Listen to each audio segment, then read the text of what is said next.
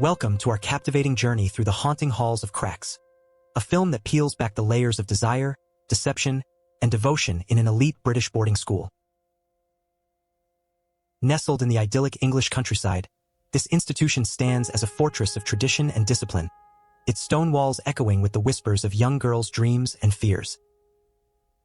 But amidst the starched uniforms and rigid routines, there's a spark of rebellion, a flame of freedom that burns bright in the form of Miss G, the enigmatic diving instructor. Picture her, dear viewers, gliding through the morning assembly like a vision from another world. Her fashionable attire and confident stride a stark contrast to the sea of uniformed students. As she sashays down the long corridor, every eye is drawn to her, every heart beating with admiration and envy. While the rest of the school clings to its outdated curriculum, Miss G dares to be different. She's the secret supplier of forbidden books, the sharer of illicit cigarettes, a beacon of worldliness in this sheltered realm. To her adoring students, she embodies the very essence of freedom, the personification of everything they yearn to be. Listen closely as Miss G imparts her intoxicating philosophy. The most important thing in life is desire. You can achieve anything you want. The world is yours for the taking. Nothing is impossible for you. All you need is to desire it. Her words fall like seeds on fertile ground, taking root in the impressionable minds of her charges. The girls whisper excitedly about Miss G's rumored exploits, painting her as a woman of passion and adventure, flitting between handsome suitors with carefree abandon. But little do they know, this carefully crafted image is about to be shattered by the arrival of a newcomer who will change everything. Enter Fiamma, a Spanish aristocrat whose very presence seems to challenge the established order. The other girls can't help but stare. Some declare her a real princess, marveling at her ethereal beauty. Others, threatened by her effortless elegance, mutter that she's not pretty at all, with a crooked face and features too big. But Fiamma remains unruffled by their judgments, moving with a quiet confidence that speaks of a world beyond these cloistered walls. As she unpacks her belongings, delicate perfumes and glittering jewels, it's this air of sophistication that immediately puts her at odds with Di, the captain of the diving team. Watch as the tension crackles between them, Di laying down the law about the 5-item limit for nightstands, Fiamma's placid agreement barely masking her intention to ignore such petty rules. As Di rattles off the school's strict dress code, buttoned-up shirts, ties worn just so, mufti reserved for Sunday evenings, we can already sense the storm brewing on the horizon. Picture the scene at the diving class where Fiamma makes her grand entrance. She's fashionably late, her attire a stark contrast to the uniformity around her. When Miss G questions her tardiness, Fiamma's response is as cool as the pool water. It's not yet 7. I'm not late. The gauntlet has been thrown. Miss G, never one to back down from a challenge, issues her own. Then show us if you're worth the wait. The air crackles with anticipation as Di, Miss G's star pupil and devoted acolyte, takes to the diving board. Her dive is flawless, earning her Miss G's effusive praise. There is poetry in such perfection. The other girls drink in Miss G's words like nectar, but Fiamma remains unimpressed. Now watch closely as Fiamma steps up. Despite her ever-present asthma inhaler, a symbol of vulnerability, she exudes confidence. With an enigmatic smile, she ascends the board, discarding her inhaler and jacket like a butterfly shedding its chrysalis. The tension is palpable as she spreads her arms, a vision of grace. Then, in a breathtaking moment, she launches herself skyward, twisting and turning with ethereal lightness. The splash that follows is more than just water. It's the sound of the status quo being shattered. Even Miss G, who moments ago was singing Di's praises, is visibly awestruck. It seems the bar has been raised, she declares, leaving Di seething with jealousy. In that instant, we witness the shifting of alliances, the birth of a new idol.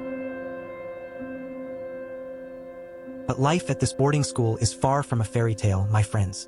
As the younger girls fall under Fiamma's spell, the older ones, threatened by her effortless charm, sharpen their claws.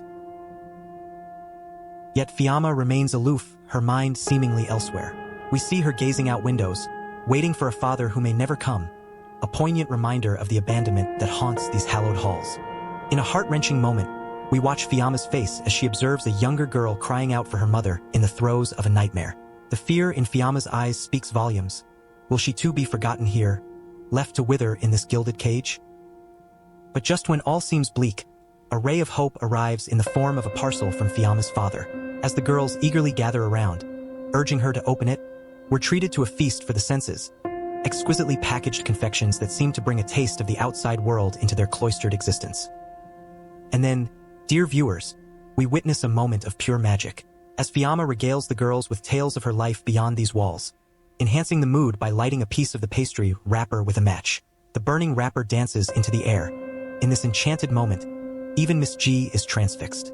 Her gaze lingers on Fiamma, a complex cocktail of admiration, fascination, and something darker swirling in her eyes, as the glowing ember gently descends, returning to Fiamma like a devoted supplicant.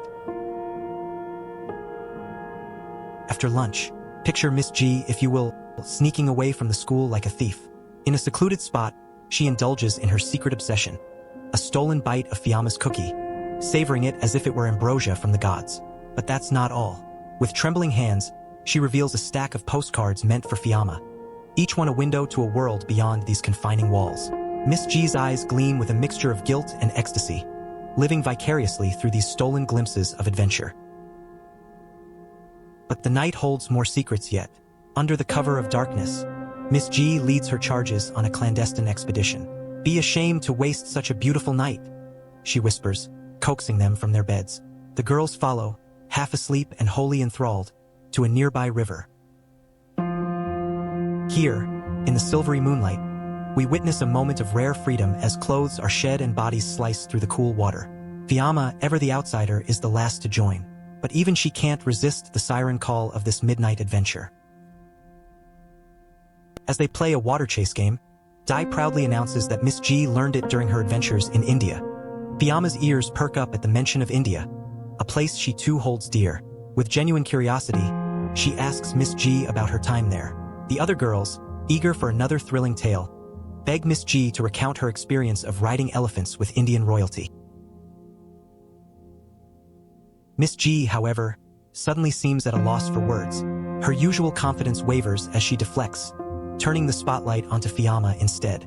"Why don't you tell us about your adventures?" she asks, her gaze fixed intently on the new girl. Fiamma, humble and honest, simply replies, "I've just traveled to many places with my father. I wouldn't call it adventure." Seizing the moment, Miss G declares that she and Fiamma are kindred spirits, born with adventure in their blood.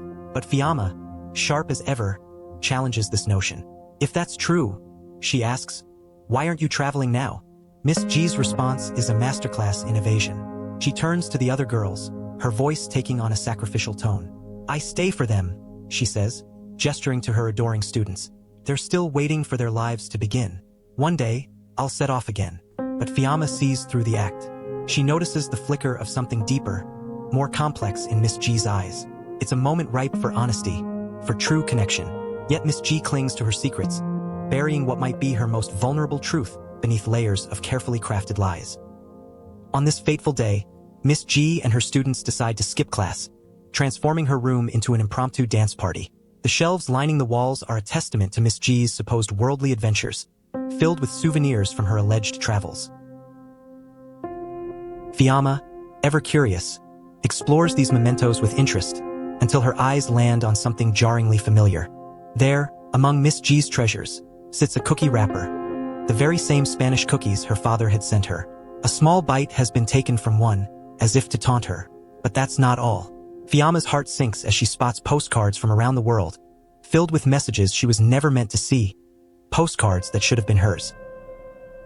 As this shocking revelation sinks in, Miss G's voice cuts through the music, regaling the girls with yet another tale of her African adventures. But this time, something extraordinary happens.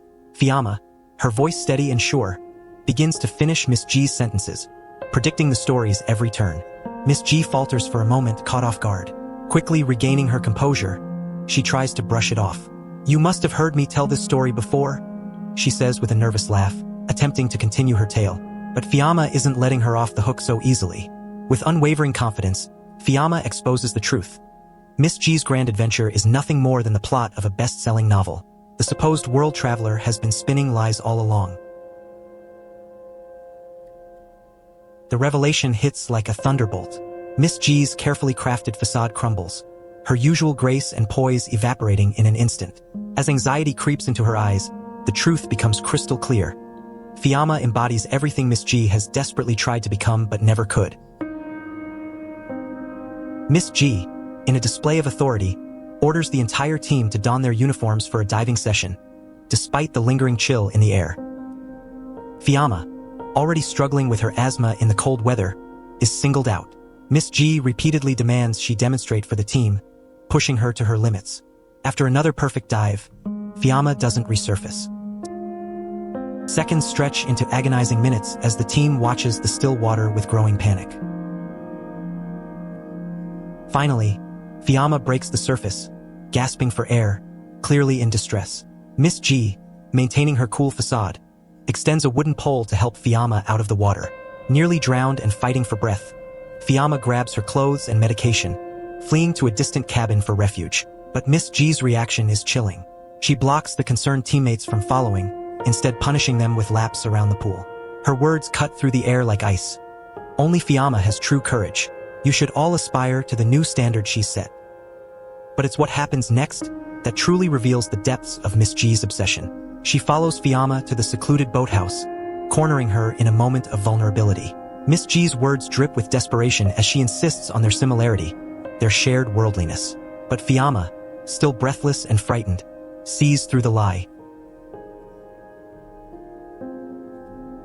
As Fiamma begins to distance herself, Miss G's pursuit becomes relentless. In a pivotal confrontation, Fiamma delivers a crushing blow, exposing the harsh truth that Miss G fears most, that one day, all the girls will leave her behind. This statement cuts to the very core of Miss G's insecurities. Dear viewers, we're granted a rare glimpse into Miss G's life beyond the school gates. The contrast is stark and heartbreaking. This woman, so confident and worldly within the school's confines, is reduced to a trembling, anxious shell in the outside world. Watch as she struggles through a simple trip to the bakery, her carefully rehearsed order crumbling in the face of unexpected human interaction. But within the school, Miss G clings desperately to her fabricated persona, basking in the adoration of her students. Fiamma's arrival has upset this delicate balance, presenting a living, breathing version of the ideal Miss G has only pretended to be. In a misguided attempt to win Fiamma's favor, Miss G begins to shower her with special treatment. The resentment this breeds among the other girls, especially the once favored Dai, is palpable. The cracks in their tight-knit community are widening by the day. The tension finally boils over in a heart-wrenching scene. Dai, fueled by jealousy and a sense of betrayal, orchestrates Fiamma's expulsion. With a mix of cruelty and misguided kindness, the girls present Fiamma with supplies and demand she leave, never to return. And here, dear audience, we see a flicker of hope in Fiamma's eyes. This exile, meant as punishment, may be her longed-for escape. Fiamma's attempted escape is short-lived, and she's soon returned to the school's confines. But something has shifted. Watch closely as Fiamma, once the defiant outsider, begins to tentatively reach out to her peers. Miss G, seemingly relieved, slips back into her role as the charismatic leader, showering her girls with praise and encouragement. "You're angels," she declares, "eagles who can conquer anything." The team's spirit soars once more, but Fiamma isn't content to bask in empty platitudes. In a pivotal moment, Fiamma asks the question that's been lingering unspoken: when do we compete? Her simple query sends ripples through the group, exposing the hollow core of Miss G's grand promises. As the other girls chime in, eager for real competition and tangible achievements, we see Miss G's carefully constructed world begin to crumble. Unable to face the truth, Miss G retreats to her room. Picture her, dear audience, gazing at a photograph of her beloved team.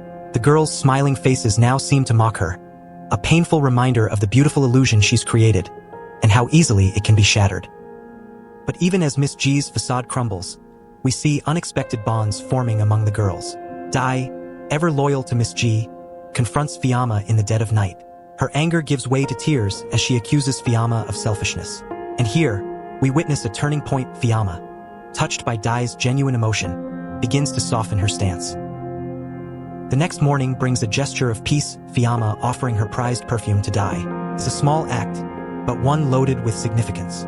"I'll try to be nicer to Miss G," Fiamma concedes, "but I can't promise anything." This delicate truce marks a new chapter in the girls' relationships. As days pass, we see Fiamma integrating more fully into the group. The girls, led by her suggestion, plan a secret costume party in their dormitory. It's a moment of pure, unbridled joy, a hair curled, faces painted, flowers adorning their hair. They huddle together, sharing treats and whispered confidences, momentarily forgetting the constraints of their world. But even in this moment of celebration, there's a bittersweet undercurrent. Miss G, alone downstairs, listens to the muffled laughter and chatter from above. Her face is a canvas of complex emotions, longing, envy, and a deep, unspoken sadness. As the night wears on, the girls' revelry spirals out of control. The dormitory transforms into a battlefield of pillows and laughter, with feathers swirling through the air like snow. At the center of this chaos is Fiamma, caught in a dizzying circle of her peers, their excitement reaching a fever pitch. But their joyous cacophony is about to be shattered. The sound of breaking glass cuts through the air, a chilling harbinger of what is to come. Miss G, drawn by the commotion, carefully pushes open the door to a scene of panic. There, amidst the scattered feathers and wide-eyed faces, lies Fiamma, unconscious and vulnerable. The atmosphere instantly freezes, the girls' laughter dying in their throats. Miss G, however, doesn't scold them. With eerie calm, she simply instructs them to tidy up before whisking the unconscious Fiamma away. In the sanctuary of her private quarters, Miss G's true colors begin to bleed through her carefully constructed facade. With unsettling gentleness, she begins to remove Fiamma's makeup, all while whispering words of adoration. Her voice drips with honeyed promises of future adventures, of traversing South America on horseback with bandits, of secreting away raw diamonds in saddlebags. The world she paints is one of freedom and excitement, everything she knows Fiamma craves. But this intimate moment is not as private as Miss G believes. Di, consumed by worry for her friend, has followed them. What she witnesses through the crack in the door turns her blood to ice.